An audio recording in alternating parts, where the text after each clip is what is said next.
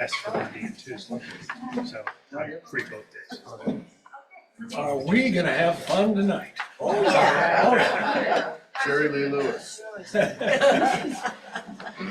So, tonight for this swan song, I decided to focus on a movement which not a lot of people know about.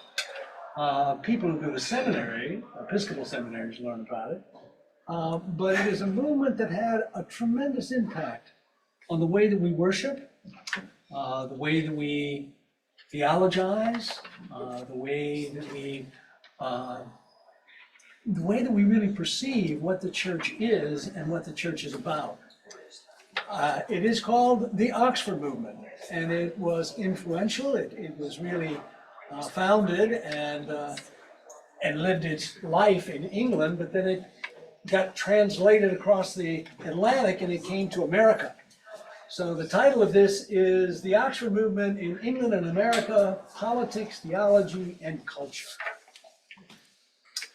Now, in order to understand what the Oxford Movement did and how it came about, we've got to, of course, go back and take a look at the Sitzum Leben, at the context, the historical context, which gave it birth.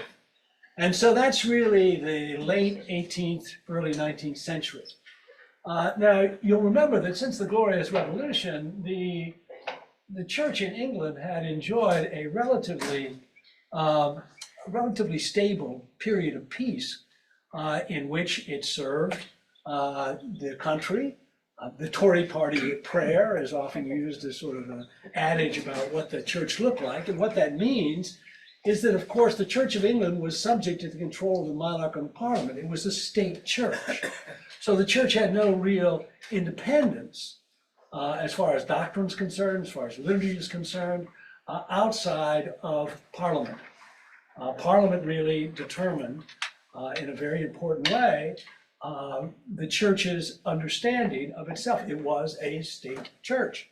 And everybody, of course, was a member of the Church of England. Parishes were defined, and even if you were a nonconformist, which we'll talk about in a little bit, you still registered as a parish. You still had, if you got married, even though you weren't a member of, a quote unquote member of the Anglican Church, your banns were read in that parish church. So the parish really was a political as well as a religious entity. Ted, I think it was 1538 that Henry VIII made an edict that the church would be the record keeper of the population. And that's essentially why that happened. It didn't matter whether you went to church or not, but births, deaths, everything was recorded in the parish. In the church. Yep, absolutely. Anyway, one of the difficulties that had emerged during that 18th century was that the church had developed a few bad habits, and one of them was pluralism.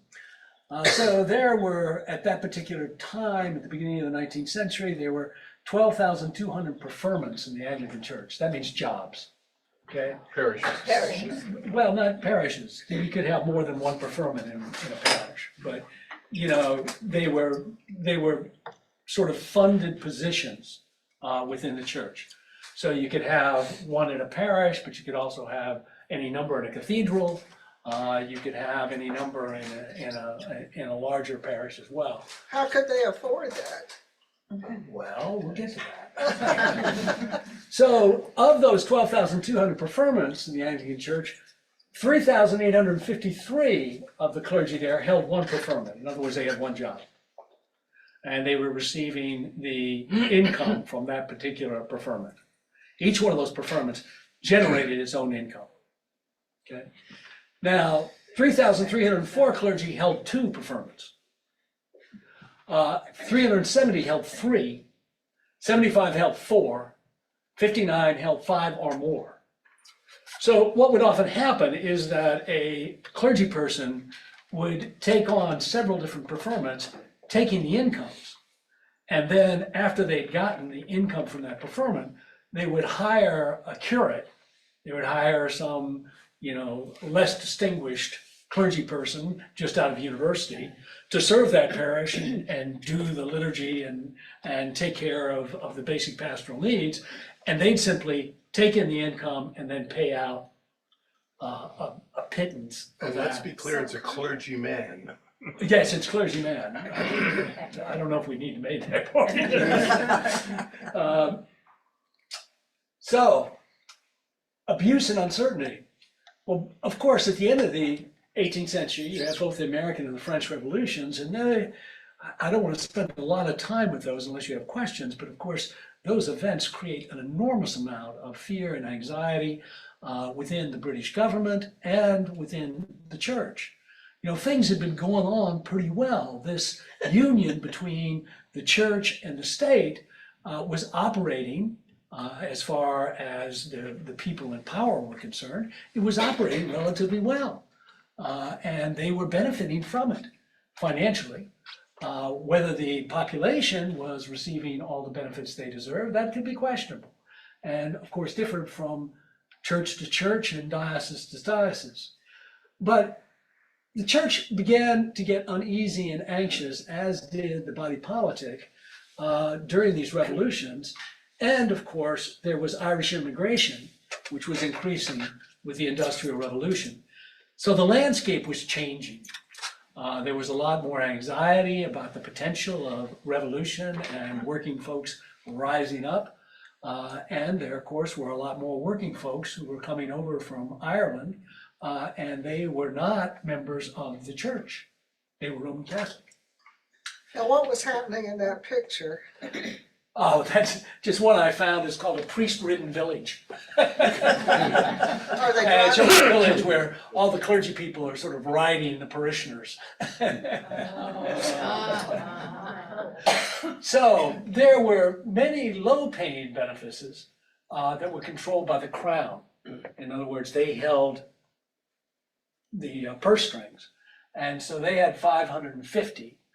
Bishops had 650. So when I say this, what that means is that the preferment itself was determined by the crown or by a bishop. A bishop was the person who decided who was going to get that preferment, who was going to get that job, who was going to get that church. So the crown had 550, bishops had 650, deans and chapters had 650, universities had 270, and lay patrons had 2,241. So that meant basically there was a whole lot of squires or lay people in a village or whatever. Lords of the manor. Lords of the manor, and they were able to decide who was going to get that job, who was going to get that preferment. So there was a lot of manipulation and backstreet deals. Well, these problems are all there, but they hadn't really been aired in public. Absenteeism also is a major problem, and there's a number of clergy who take the living, who take the preferment, and again, in this particular case, they don't have 2 or 3 preferments, they may have 1, but they like to spend their summers in Italy. And so they, pay for a curate and they're absent for a good period of time. Again, this picture is illustration. You might, if those of you who are Trollope fans, if you remember in Barchester Towers, there's and through that particular series of novels, there's a wonderful Italian priest. Well, he's an English priest, but he and his family live in Italy, and he lives there. But his church, his preferment, is still in Barchester, and the bishop, Bishop Proudie, eventually calls him home. So in 1820, the Black Book appears, and what this is basically a publication which begins to list all these abuses.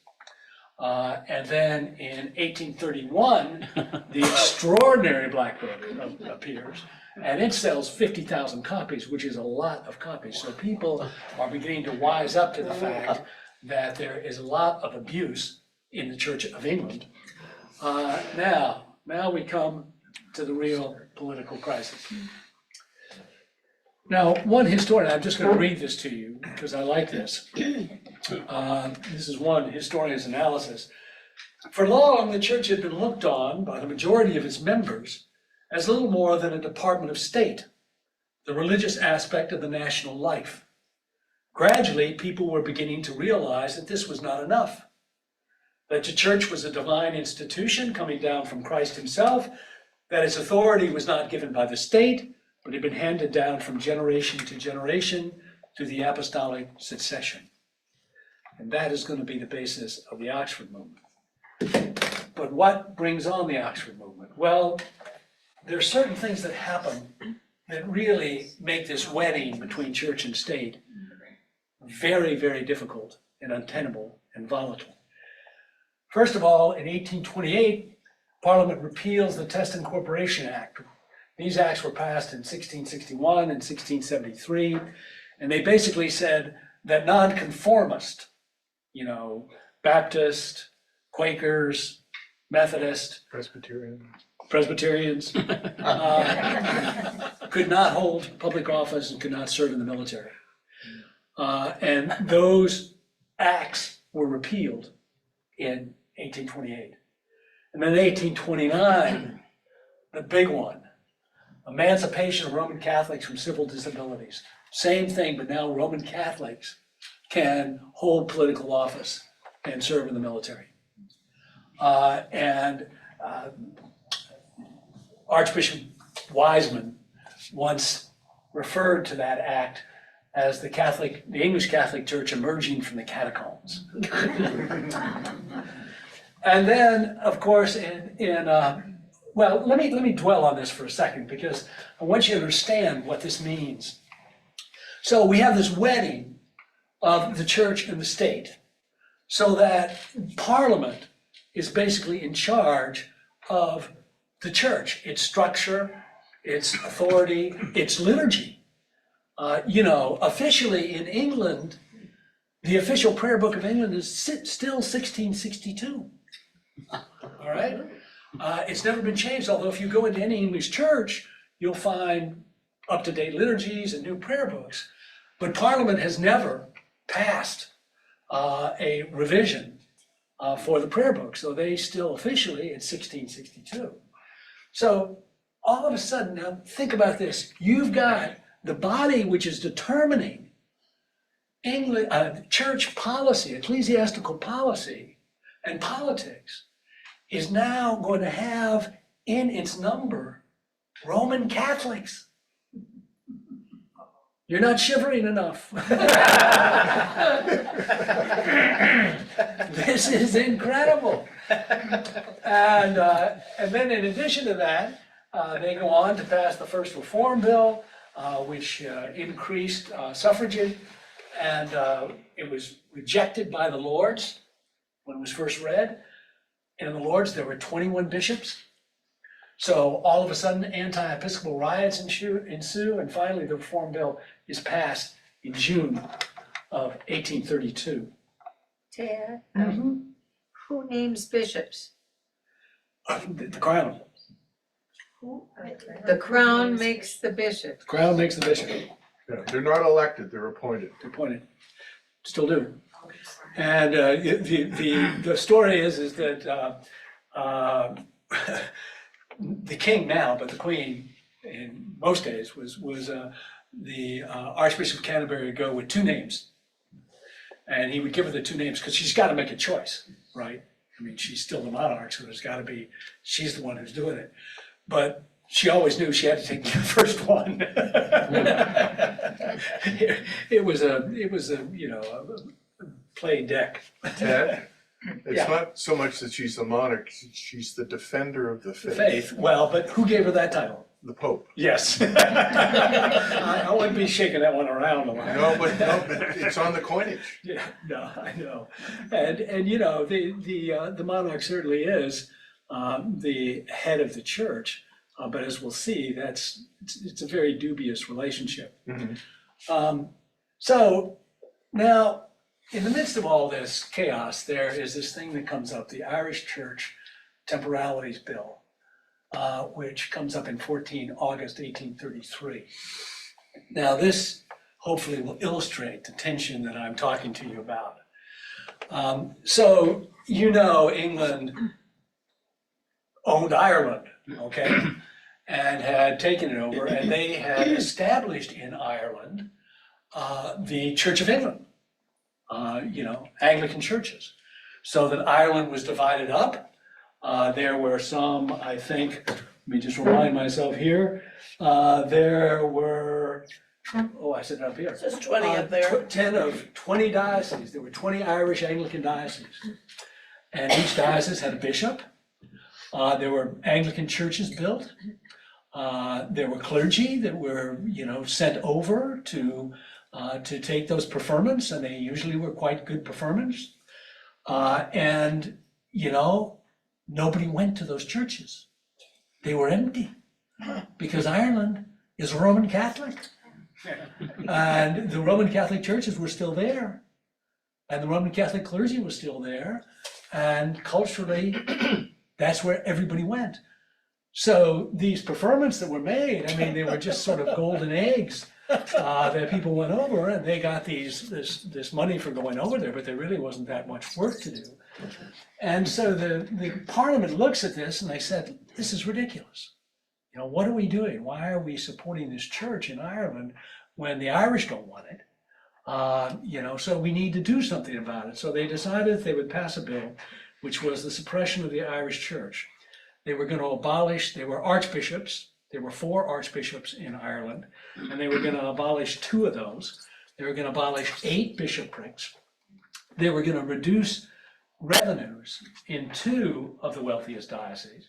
Now, that's the real kicker in this, because here you have this Church of England establishment all through Ireland, and the people are getting taxed to pay for it. Okay? You can imagine how popular that is. So they wanted to abolish the church tax, to maintain buildings, which technically could be assessed to Roman Catholics, and the church's autonomy being violated by a body politic which contained the enemy. Now, what do I mean by that? Well, you can imagine what this means to Anglicans in England. They're looking at this and saying, what is going on here? The body politic, which we are directly related to, is now infiltrated with Roman Catholics, who are now going to make a decision about the church, even though it's in Ireland, it's not in England. But they are making decisions about the church that the church has no power over. So this is where being a state church, where the rubber meets the road. And all of a sudden, a few clerics say, wait a minute, this is a huge problem and we need to start addressing it. If not legislatively, we have to begin to raise the alarm, to begin to talk people about what the nature of the church really should be, and that the church is not an appendage of the government, and that the government should not be the one that controls the church's life, the church's structure, the church's identity. I forgot to show you something though that I skipped over it. I don't know how I can do it because I really love it. Did everybody get to see this wonderful picture up here? You see what it is? Crocodiles. Yeah, well, no, it's not crocodiles, they're bishops. Oh, They're Roman Catholic bishops. And there's their mitre, it has these jaws on it like that. And here's these poor suffering English children about to get attacked by Roman Catholic bishops. Anyway, the date that everybody uses to mark the beginning of the Oxford movement is the Assize Sermon, which was given by this man, the Reverend John Keble, who was one of the most admired figures in Oxford. He had an incredible undergraduate career. He was a poet laureate. He retired to the life of a country parson, but he was just admired on every level, academically, ecclesiastically, pastorally, personally. And he was invited to give the Assize Sermon at Oxford. And he chose the topic, the national apostasy. And in it, of course, he lambasted the decision to allow the body politic to determine the nature and the structure of the church. And he, said, this has got to stop. We can't allow our church to become an arm of the political body, especially given the fact that that political body is now polluted with non-Anglicans. So it was an argument which had a great deal of appeal, and it gave birth to the Oxford movement. Now, again, it is a movement. It's not necessarily a very specific political movement or ideological movement or even theological movement. It was more, as Owen Chadwick, the great 19th century historian said, he said it was more romantic than ecclesiastical or legal or political. They began as a protest, but then they began to just create all sorts of new understandings about what the nature of the church was, what the church should be doing, how the church should look at itself, regulate itself, understand its history, understand its present position. And of course, the person who probably had the most impact on that was this man, John Henry Newman. This was another incredibly important figure who we'll see later took on from Newman. John Henry Newman was a very bright, very gifted priest who was at Oriel College, Oxford.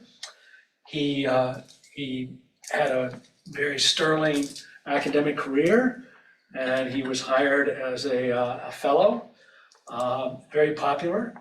At the age of, I think he was about 24 or so, he decided he wasn't going to marry, and he was going to dedicate his whole being and life to the church, which he did. So he came from an evangelical family, and he was very evangelical in his early years. It's interesting, I wrote, if some of you want a little snapshot of John Henry Newman's upbringing, there's a piece that I wrote, an article in the Journal of Ecclesiastical History out of Cambridge, and it basically describes Newman's 2 visits to Rome. He went to Rome in 1833, just before he came back to start the Oxford movement. And so he goes to Rome, and he is absolutely appalled by what he sees there. He cannot, it's popery, the ceremonials, everything else, it all just violates his sensibilities and his understanding. I mean, he's a real Protestant in those days. And he goes home, but then he starts the Oxford movement. We'll talk more about how that journey changed him. But he goes back in 1845 after he has converted to Roman Catholicism. And now he goes to the catacombs, and he takes dirt from the catacombs as a sacred relic. So he has had a complete mind shift. And if you want to know the mind shift, he wrote one of the most fascinating books. In fact, I just reread it before I gave these talks, the Apologia. He produced that in 1864 in response to a very vicious attack by a Protestant novelist and clergy person, Charles Kingsley, who you might know some of his works. And Kingsley just tore into Newman because of his conversion. And so Newman wrote the Apologia in order to explain to the British people and to the British church why he had made this decision to go to Rome. But when he started off, he was very idealistic, and he brought together a group of very bright and very gifted young people, including Harold Froude and Pusey and various others, and they began to write what was known as the Tracts of the Time. Newman wrote the first 2, and they covered everything. they covered all sorts of issues and concerns, both doctrinally, liturgically, sacramentally. They just began to really delve into the church. If we could identify a couple of sort of general themes, one was they really began to question the English Reformation. They thought the Reformation had got it wrong, that we became too Protestant during the Reformation, that we gave away our Catholicity. And that Catholicity was enormously important. It wasn't Roman Catholicity, but it was Catholicity. So they began to recover a real understanding of the medieval church and the 17th century church, which they held up as ideals. They reassessed the Reformation, and Newman develops this concept of the via media. Basically, Newman says that there are branches to the Christian church. There's the Roman Catholic branch that goes off this way. There's the Eastern Orthodox branch that goes off this way. And then there's the Anglican branch. And it is the via media. It is the middle way between Roman Catholicism, which has become corrupt, and between Protestantism, which Newman did not like at all. He felt that they had really lost a sense of authority. Again, you have to keep in your mind the context, the political context that Newman's speaking out of. He's trying to restore a sense of authority to the church to combat its political manipulation. And so he really wants to establish a new understanding of why the church should be making its own decisions and what those decisions should be based upon. And so he works very hard to recover a sense of tradition, a sense of tradition that would be equal to that great Roman Catholic tradition, but would also be anchored not in Roman Catholicism, but in the early church.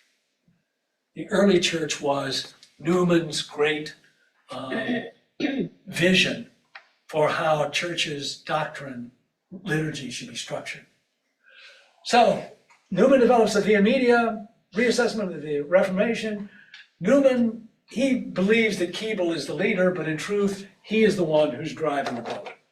And he is the one who's inspiring all these young men to come up and join in this effort to reassess and reinvent the Anglican Church. Oh, wrong way. Well, this goes on. They produce tract after tract after tract, and the tracts are all read by everybody, and everybody thinks it's a really good thing. Newman writes the first, as I mentioned, Froude, Pusey, incredibly wide range of topics covering church's history, composition of the church, theology, fasting, Christian practice, liturgy, creeds, polemics, you name it.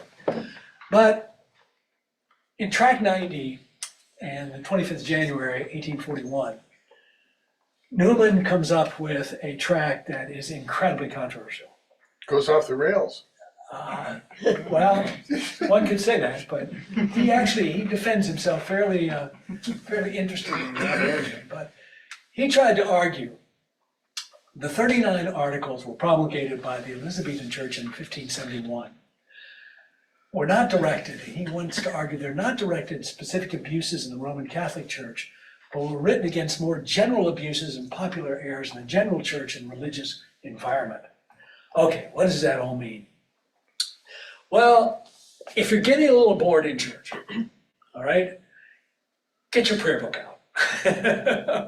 Okay, and in the back of your prayer book, you will find historical documents, and you will find those 39 articles, and you can read them for yourself. And I don't think there's any question, and this is why Ross is so vocal on this. If you read them, you certainly would believe that they are polemical attacks on Roman Catholic theology and practice, which they are. This is the 16th century English church defending itself against Roman Catholicism. And they are basically drawing the theological, liturgical, and scriptural lines about where these two churches divide. And so it is, I think, without question, an anti-Roman document. It's anti-Roman Catholic Church. Newman argues in this most convoluted but interesting way that the abuses that it's seeking to address are not necessarily Roman Catholic. They're much more general, and they're just part of the general religious environment. And that you really can't believe that this is an anti-Roman Catholic document because Roman Catholic Church is not that wrong, you know. Well, it creates a furor. And, you know, all of a sudden, Newman's bishop calls him up, and Newman was very respectful of Episcopal authority.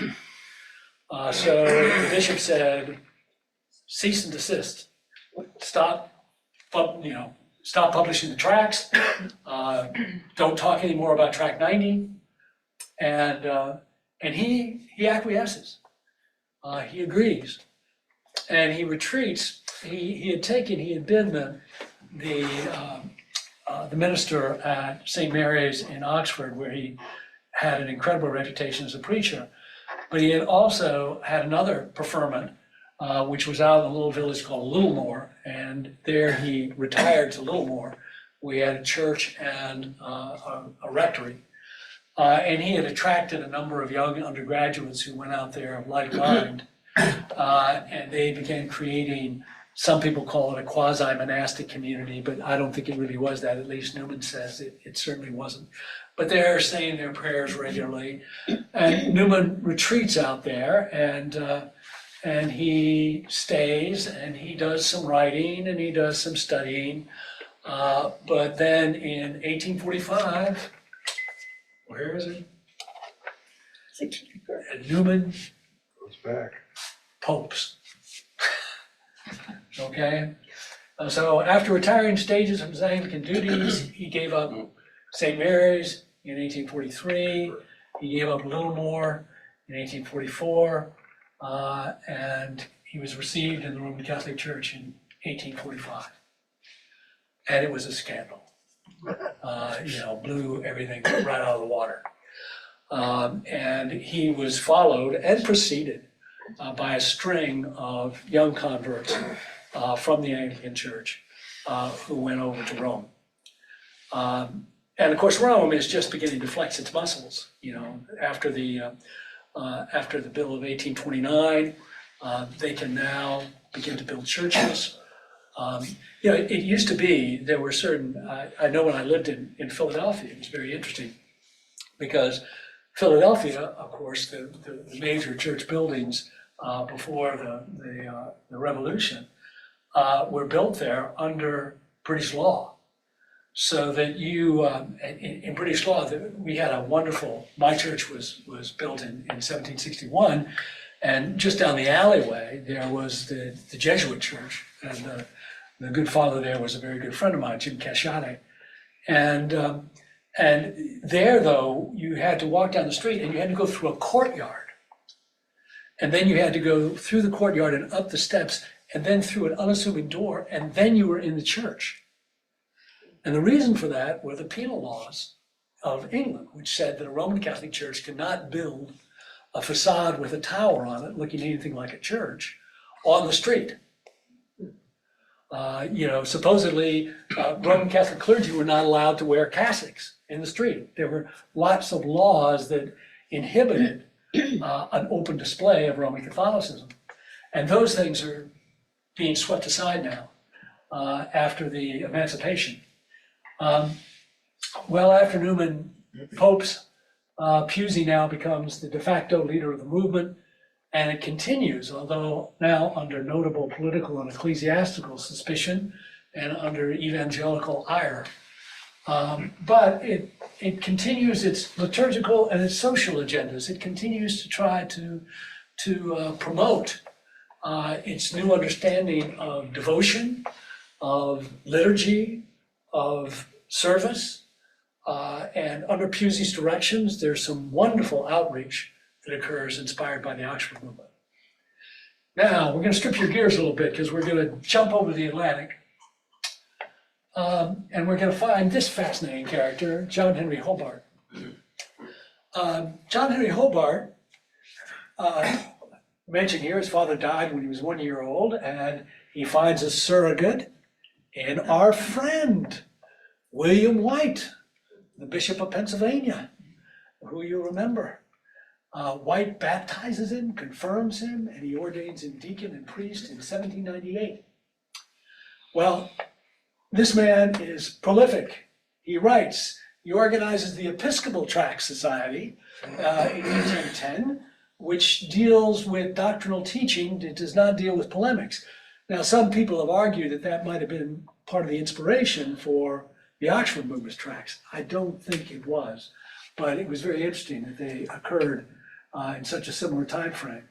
He was an educator, he was an evangelical preacher, and he was a tireless reformer. He was one of the first preachers who threw the script out.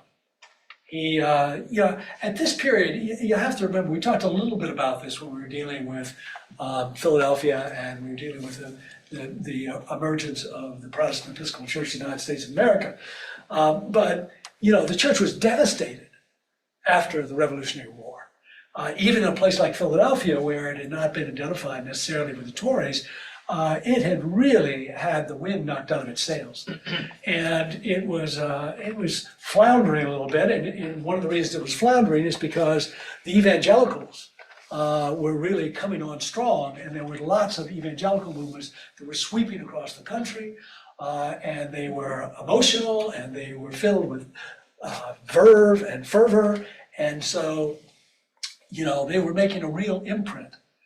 Well, Hobart comes in and he says, I'm not preaching from script anymore. And he begins to preach extemporaneously, and he's very good. So he becomes an evangelical preacher, tireless reformer. He's elected Bishop of New York in 1811, and he's consecrated, of course, by William White. And then in 17 years, he increases the clergy from 27 to 123. He increases the congregations in the Diocese of New York from 72 to 163. And he founds the first seminary of the Episcopal Church, the General Theological Seminary in New York City. So he is tough. He does, in 1821, he goes to England, travels in 1824, and he met the young Newman, and he met others. Newman left a couple of remarks. One, that he was a very interesting and intelligent man, but he noted that he had a lot of dirt on his collar and his and he appreciates his reforming spirit, but he abhors the concept and reality of state church. So Hobart goes over there, and he obviously picks up some of the environment of the emerging revolutionary thoughts that are coming out of Oxford and other places, but he doesn't really apply them directly because he doesn't have to deal with a state church. He's on his own. He doesn't have to deal with the problem that's really causing them so much grief and horror. He wrote, "The Church of England cannot speak or act." Anyway, he opens up churches all the way across New York, but unfortunately he dies in 1830 at the age of 57. And there is his wonderful tombstone: pastor, diocesan, soldier of Christ, champion of the Church of God. Now we're going to sort of, again, shift gears again, and I hope you'll stop me or have time for questions. So the Oxford movement we've looked at as primarily a political and a theological, movement. And certainly that's what it was in the beginning. But as it got going, it began to do two things. It began to recover this sense of the historicity of the church. And that was a very popular notion in England at that time, because if any of you have spent any time in England or spent any time looking at the early decades of the 19th century, you know that culturally there's something very interesting going on. Newman's favorite author, anybody want to take a guess at who his favorite author Can read was? it. What? Can read it. It's up there, Sir Walter Scott. So, Sir Walter Scott, I'm sorry.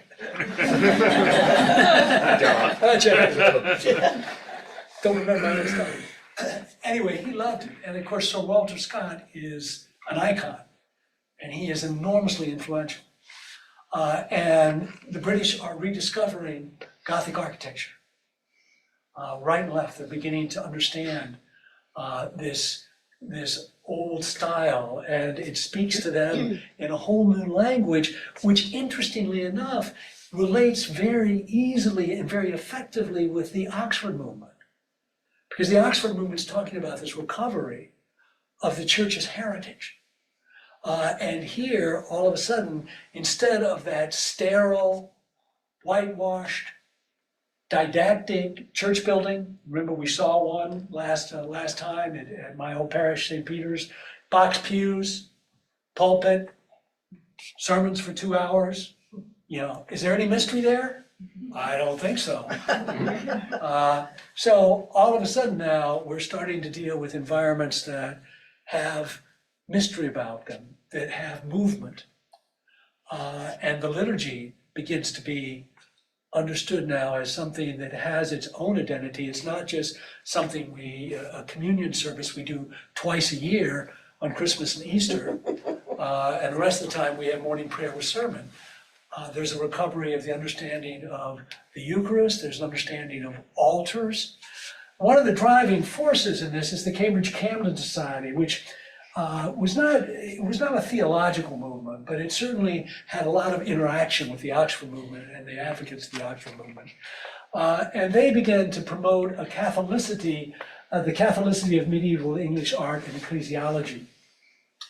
Now that word gets abused a lot, ecclesiology.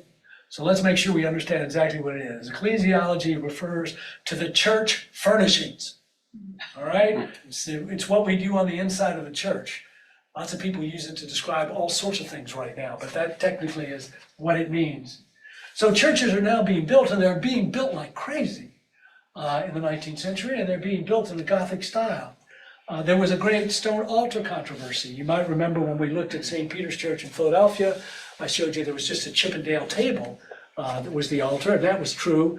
Most English parishes during the 18th century had hauled out their stone altars because they were popish. They spoke of sacrifice, and so they took them out and threw them in the backyard.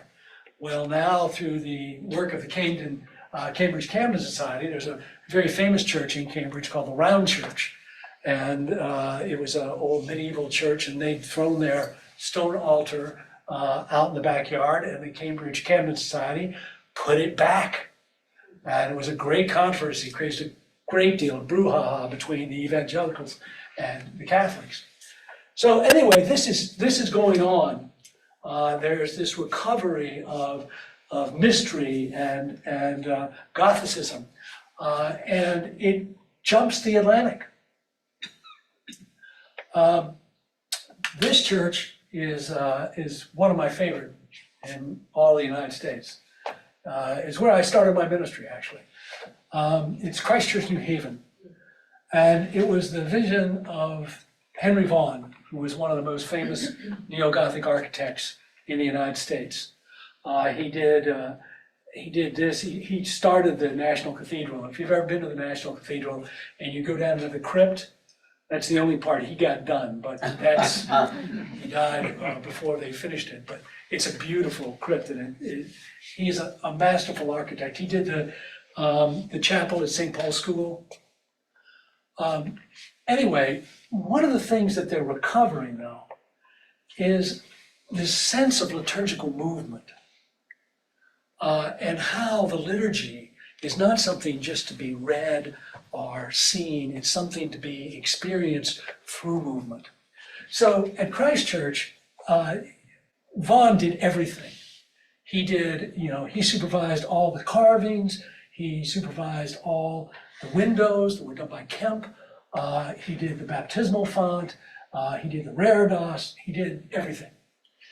And it has a kind of integrity which I think really highlights one of the major movements of this Oxford movement offshoot in the United States.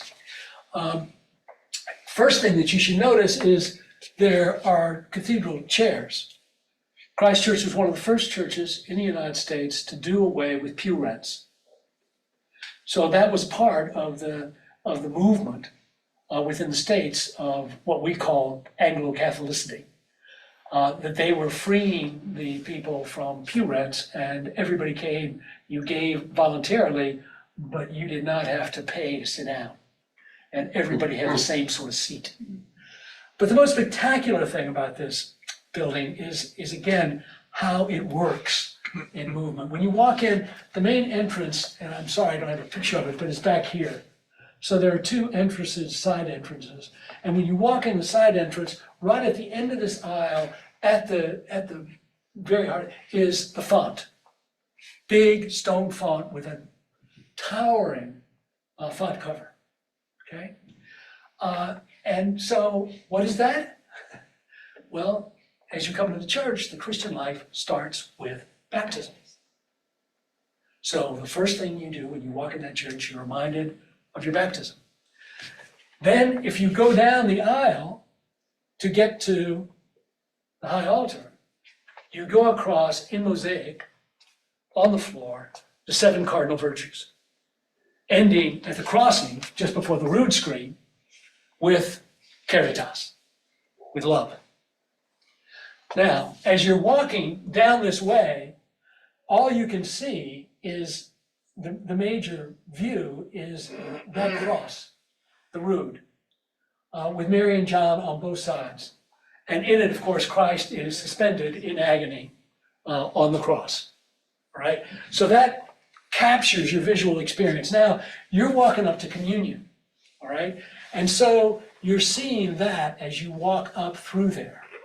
But then as you go through the rood screen, everybody know rood screens? Yeah. Rood, okay. So as you go through the rood screen, all of a sudden, in the back, you get the reredos and the vision of Christ crucified. Now it's Christ crucified, but in royal robes, reigning from the cross. And then you go up, you receive communion at the rail, and you turn around to come back. And you read on the back of the rood screen written, "If I be lifted up, I will draw all men to me." So it's designed so that you move through it architecturally, but it's a sermon. And that is a real tenet of the Neo-Gothic movement. They begin to recapture a sense not only of Gothic colors and Gothic paraphernalia, but of the incredible ability of architecture and building and liturgy to communicate and to involve the worshiper on an even deeper and more intense level. There are, of course, there's other things. There's the Stations of the Cross on the wall, and of course, in Anglo-Catholic practice, you process and you go one way for celebratory processions, and you go the other way for penitential ones. But again, lots of movement, and it's really quite stunning when you see it. So, what was the effect of the Oxford movement? Why do I even want to talk about it? Well, it's hard to trace exact historical chains of event. In other words, to find Newman having a direct effect on this clergy person or doing this in America, to find these direct connections. But we know that a lot of the ideas of the Oxford movement were in the water. And we know that the Camden Society's work was in the water. And we know that these things are having a really dramatic effect on the way Episcopalians see themselves and the way they worship. And it simmers for a long time. But if you want to see the real product of what the Oxford movement gave us, it's in that book, the prayer book that we use now. And if you ever want to really just see how far we've come, take a copy of the 1928 prayer book, and take a copy of that prayer book and look how they differ. This, of course, the major change that occurs here in 1979, well, 1978, is that before, of course, when many of us grew up, the standard worship pattern in an Episcopal church was communion on the first Sunday of the month, morning prayer the other Sundays. Well, this book comes out, and in a move that I think you can directly relate to the influence of the Oxford movement through the 19th century, it says, no, the principal act of worship on Sunday is the Eucharist. That's it. You see, the baptismal service was revised.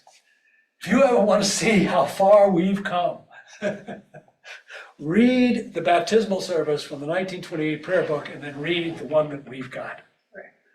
The one from 1928 will scare you to death. You'll read that and say, we were doing that to children?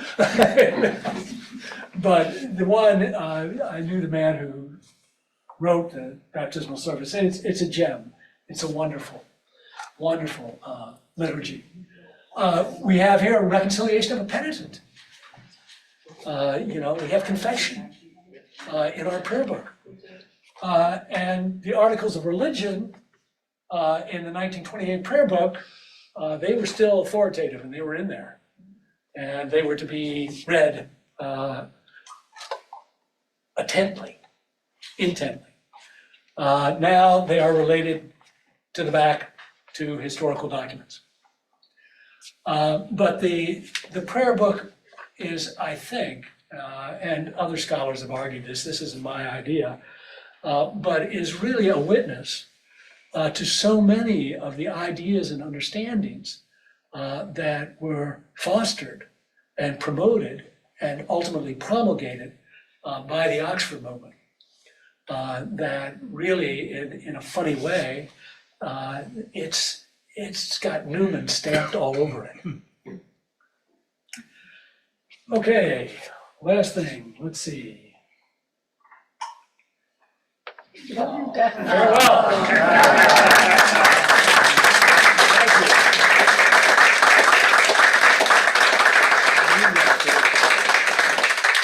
Gift of your attention. Questions? A comment, only from the perspective that I'm so pleased that your last slide was related to the prayer book. Because today, the 21st of March, is the anniversary of the martyrdom of Thomas Cranmer, the writer of the first Anglican prayer book. That's right, 1549. That was very interesting. At the point where Newman he hasn't left.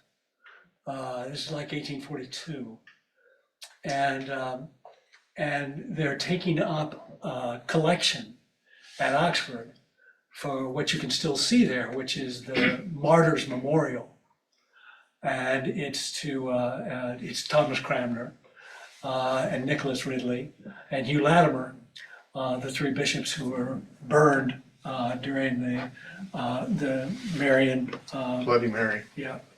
And anyway, so Pusey goes to Newman and says, I think we ought to give to support this monument. And Newman sidesteps him, which many people saw as one of the first indications that he was getting ready to go. But Pusey, I think, he and many others gave generously. It's also Bach's birthday. That's true. What a day. Yay. Anything else, or you're just eager to get home? Go home. Thank you. Okay.